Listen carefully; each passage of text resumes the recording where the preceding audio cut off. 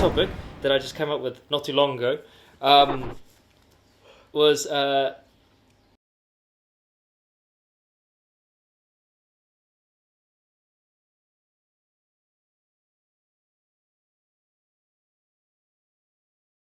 ten stupid things people say about gaming. Now there's 10 things. I've got the whole 10 here, and but I wanted to spend maybe 2 minutes on each subject and see what you guys think about it. So the first one is people say they are just for kids. No, it's true. Aren't we all kids? Oh yeah, yeah. Considering men never grow up, there's exactly. a lot of truth in that statement. Hey, Yeah. there's... Don't you get that a lot of the time when you talk to people and they're like, isn't gaming for children? Yeah, they think that because they see things like, they think about Mario, they think about Sonic. Sonic the Hedgehog. Yeah, because they're like the key sort of mascots of gaming, and so that's what people who don't game think about. But it's not. The average gamer is 33 years old. I was reading some article the other day where they were talking about how they don't want to... Oh, what was the game? They didn't want to dumb down the game because they knew that their target audience was 33 years old. I was thinking, holy crap, that's the first time I've heard a developer actually say that they're developing for 33-year-olds. Fuck, sorry, I wish I could remember what that was. Going on to tablet games, though. I would say... That's exactly what I was going to say. Yeah. That phrase was probably true 15 years ago. Yeah. Now those kids are grown-ups and Yep. they're still playing. So it's no longer for kids because those kids are still playing. Yeah. Those kids are developing and making the games Exactly. for themselves now, you know? Awesome. Ideas? Yeah, I mean, totally, it's not for kids, but... I mean, movies and TV shows and... Well, no, I mean, there's always that stigma around. I think it's slowly weeding out, though. yeah. We've talked about these in past podcasts, but like I thought these were cool. Sweet. Okay, next one. They are too violent. Oh no, Candy Crush is not really that violent. Yeah, Tetris Candy isn't Crush. too bad. You know, it's games. Exactly, It's no, games. that's true. It's a wide That's true. range Games of are so games. violent, Yeah, and exactly. whenever they think of violence, the first thing they go to is Grand Theft Auto. I was going to say the most popular games, but I guess Candy Crush is pretty damn popular, isn't it? Yes. Yeah. The pigs one, Angry Birds. Angry Birds, yeah. That is violent. Yeah, Yeah, true. well done. Other types of games. I think the word is out of context for games. I mean, you can have fluffy games and you can have violent games. Just So like are you games have- too violent? Well, that's why it's stupid though, because you can have those variety of so games. it's a stupid You've got the sentence. options. It's just, I guess it's somebody's view of a particular genre. Of You know, game. it's the same as saying movies are so violent. Yeah. Well, you're watching a lot of violent movies then. Yeah, exactly. That's how Sit it down and goes. watch Dora the Explorer and shut up. Good.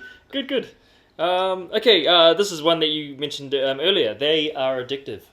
They are. They are They are addictive. addictive. Yeah. That to me is the one thing that people often say that one, and I can't, like, there's nothing I can say. I have to agree with them. I have to What say do you yes. mean there's nothing. There's heaps to say. They're addictive, like many other things. What's the problem Yes, with that? exactly. Like many other things.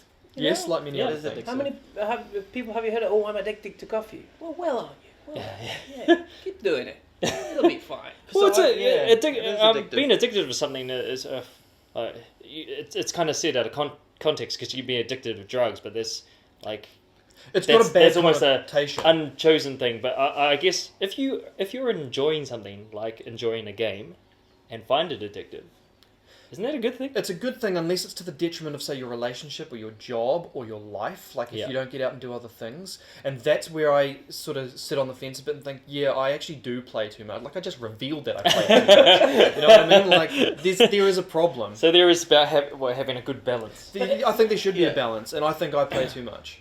But that's the thing. I mean, we're all addicted to something Yeah. in one way or another, and the fact that you're saying games are addictive. Well, yeah, we're all addicts of something. If you can balance your life to control your addiction, and And like still you do said, other things. not affect other people or your relations or your work or whatever you're affecting, then you're fine. You're allowed to be addicted.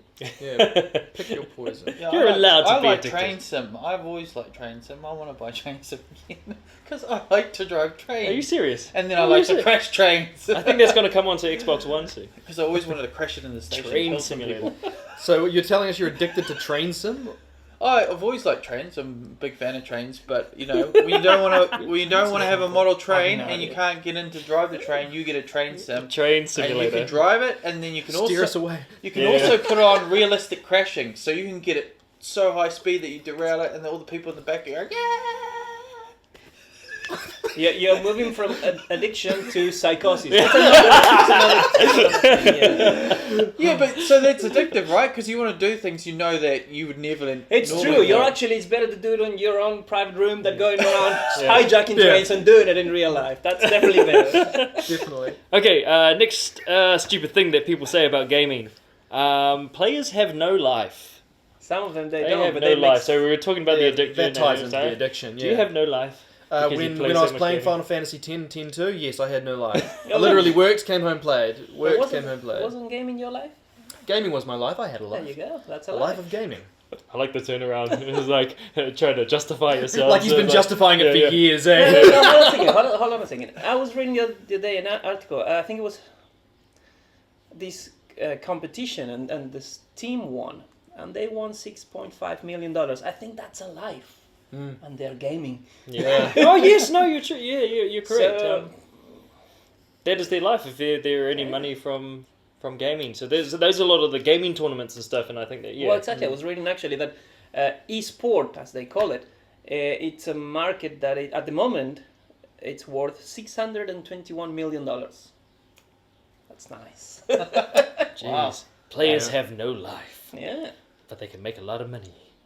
Okay. Oh, this is what you just brought up before. You're foreshadowing all the questions, man. So the next stupid question people have been saying Stupid is questions. that they are murder simulators. They are murder sims. So a lot of these in games is like you know, like a lot of not a lot of, but the general game is that you've got somebody who has a weapon who hits something else.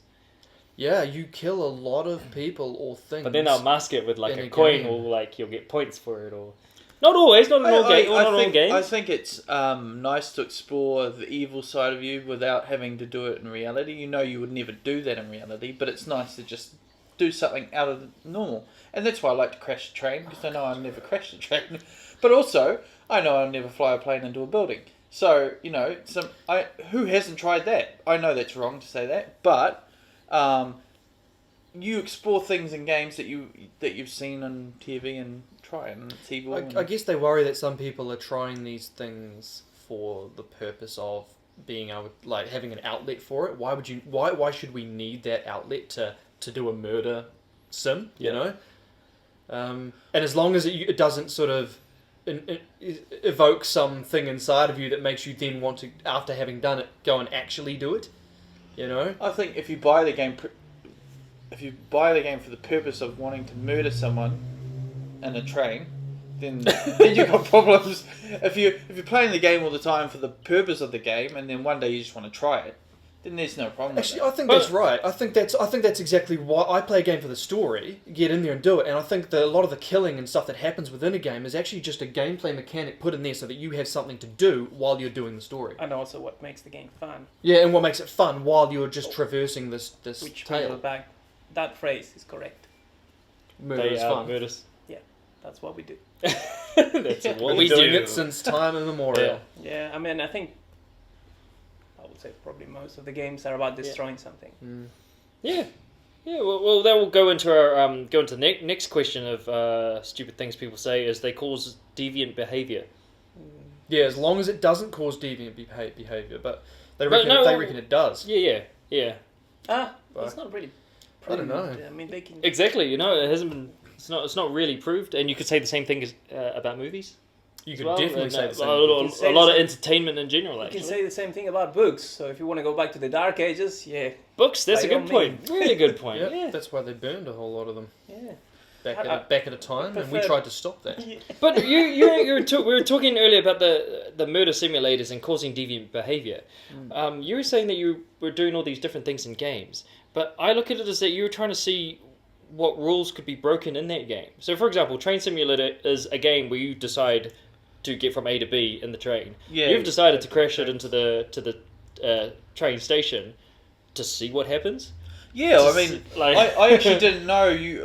It was just by accident once. I wanted to see, you know, Would it derail? Yeah, exactly. And then eventually it did, and there was this horrific crash, and that was fun. People screaming on fire. No, So when I get bored, I just do it. there is a bit of a human thing going on here because I was watching the other day on Facebook the explosion that just happened in China. Oh. How many views that thing had? Mm. You know, and people going, "Oh, look at that! Oh, that's Yeah. amazing!" And it's like, well, there is a sort of fascination with the whole destruction, and especially when no one suffers. You know, when you're playing a game, no one actually suffers for what you're doing. But that fascination exists in the real world when people actually suffer. Yeah. You think about the schoolyard. Fight, fight, fight! Everyone starts running, crowd around to watch the fight. Exactly. You know, we want to see someone get punched in the head. We want to see it. Oh, That's the wrongest. Want to see it? Is like, But why do those people? But why do those people run to watch them? Yeah. Unless they're not running to break up the fight. Exactly. All right. Cool. Yeah, cool. Okay. Next stupid thing that people say: they have no educational value. That is the stupidest thing. Yeah. you could Why is possibly that? Say. Why is Because that? there's plenty of educational value in games. I've learned everything I know from gaming. Oh, I wouldn't go around saying that. Wow. All my parkour skills I've learnt from gaming. Which you keep it to gaming, of course. Nah, there's. I'm just trying to think of an example, but I mean, you definitely get good, like hand-to-eye coordination and stuff like that. My reflexes, like all that sort of thing, is definitely refined through gaming. I think most of my knowledge of storytelling and narrative and stuff has come from gaming. Yep. But you do learn things as well, like because a lot of games have spread throughout the game. You find like because they like collectathons within games, and you got to like find this memo or find this transcript, and it'll be to do with the game usually, and there'll be pieces of information in there. So if you're playing some 16th century game or something, I don't know, let's say Assassin's Creed for example, and you find some memoir from Madame Tussauds who's talking about her time and her history back in France, or I don't know, whatever. You're learning now about freaking 16th century blah blah blah. Well, that's what there's Assassin's Creed, and they're trying to keep history as part of its theme motif. What about things like tablets? Like I was just thinking about Angry Birds as well. Like you have to angle the right bird to like hit the sweet spot in a building for it to collapse on everything and like that. You could go on and be a demolition expert after that. there is always a certain level of skill that you need to gain. So you are learning something, and if it's not that, there are the puzzle type of game that you're actually using your brain to solve certain puzzle. You can't just go through one of those games and say, "Oh, I didn't do anything."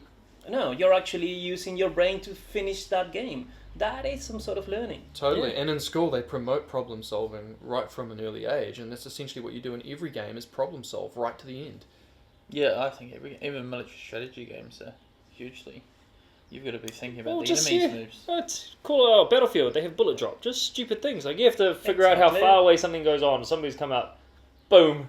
Exactly, and many of sports games are the same, but there's another side to that question. Yes. Is you're playing games to entertain yourself, not to learn. So learning is a byproduct.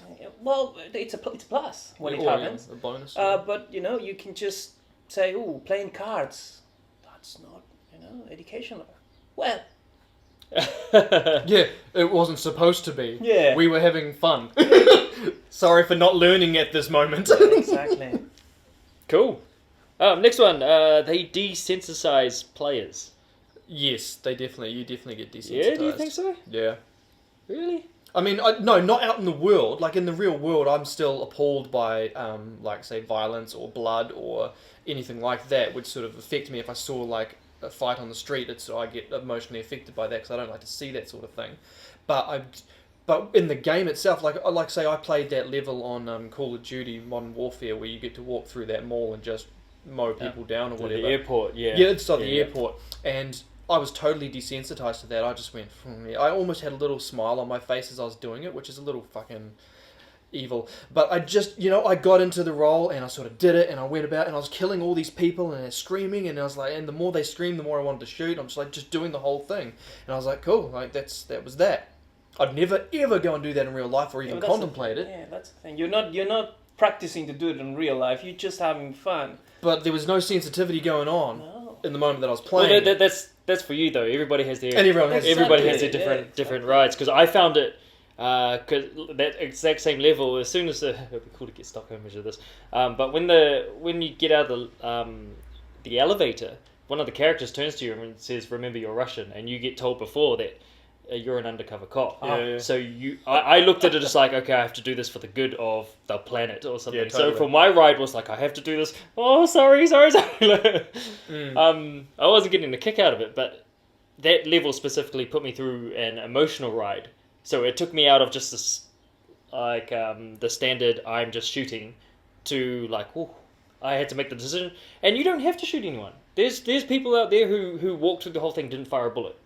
Well, I was going to go through that. The new Fallout 4, Yeah. I heard on an article that actually say that you can play as a pacifist, which means you won't have to kill A single person. Oh, yes, yeah. not a single person, but close to a single person. You're probably going to have to fight for your life to survive in certain situations, but you can pretty much go through the whole game without wanting to kill anybody, and you can go through and get by and win the game. So I think different people play different games, Different choices, and different choices, and I mean, one could argue that if you play chess, you can, that this is, you're killing the other pieces. And, okay, it's much more realistic and everything, but I don't know. I mean, it just is. If you don't feel anything on the game, it doesn't mean you're not going to feel anything in real life. Yeah. It depends on the character as well. Like, quite often I actually play the character, and in that situation I remember feeling like, I have to do this. I'm going to do this. I need to sell who I am to them. And there was similar stuff I remember in Splinter Cell Double Agent, where you sort of had to, not to that extent of course, but where you had to sort of convince the bad guys that you were infiltrating that you were one of them. And so you just got to say things or do things that make them believe. And so you just get in that zone where you're like, the whole reason I'm here is to infiltrate them. And I'm not going to fail that task. And if having to do this is going to have me succeed in this task, I will gladly do this. Okay. But that's within the confines of the game, because you're thinking about how you are within a game and the storyline, which is totally unbelievable and not actually happening. Well, in terms of desensitization, like I would find, because I've played games for a number of years now, like I almost feel like I just get the gaming world in terms of like, this is a game and it doesn't matter. Like if I want to break the rules in terms of Grand Theft Auto 5 of paying a prostitute to do a lap dance and then killing her for money back, like it's not what I usually do, but it's... I'm sorry, in real life, is not what you No, like I'm talking about like, because I know that it's a game. It's a game. It's just fun. I could do this. Yeah. And it doesn't restrict you, confine you, or, but it doesn't mean like I'm a psychopath in the game, I guess. Yeah, or in real life. Next Next. stupid thing that people say about games: they have no artistic value. What a load of tripe. Who would say that? No, it's just this is just in general. The same what people that people say that it's all about violence and that it desensitizes, it's a murder sad. I sim. mean, they definitely don't have any experience in games. There are beautiful worlds created there, and you can't really say that there's no artistic value. Well, I think that, like you were saying earlier, like 10 years ago, games were all like Sonic the Hedgehog and stuff like that, and people have all grown up now, and now we see a lot of behind the scenes of games now, and the amount of effort that goes into these. There's a full-on artistic team that they do to create the characters, the levels, the feel of the game, and then that changes to 3D modeling, 3D imaging. There's a lot of artistic stuff in there. Just going to the simple tablet games, there are some amazing artworks out there. Simple games, very simple games, but they have such a beautiful design that it's like playing a work of art pretty much. And that's right from the beginning. Games like Journey, stuff like Journey, that. God, beautiful. I had an experience. A lot of those indie games as well. They're very artistic. Yeah. So many tablet games as well. Like they almost have to be smarter because they don't have the rules or the space of a console. You have to be more smarter with your. They seem to try and involve the gamer by using sensors, sensation, colors, all that kind of stuff. Music. On the other side of the spectrum, you have games like Skyrim that you could literally walk for 3 hours and saying, this is beautiful, this is beautiful, this is beautiful all the time. Yeah. It takes a certain level of skill to get to that point. And it will be pretty sad someone playing that game and looking at that and saying, no, there's no art involved into that. Yeah. Yeah. You can almost agree or see what people are saying in all those other ones, but that's the one that to me is just plain ignorance. If anyone said that, they would literally have to be ignorant. Well, I don't know if some of you guys have seen on the 4NZGamers thing, I drew that picture of Big Boss from Metal Gear Solid. That's artwork. That is art. Definitely. That's artwork, especially the artist of Metal Gear. I think Yoji Shinwada. He does all that stuff. He draws all those characters with paintbrushes. Wow. That's his style. Nice. Yeah. That's not art. Finally, last one. They are a waste of time. I thought we did that one. No. That was players have no life. Oh.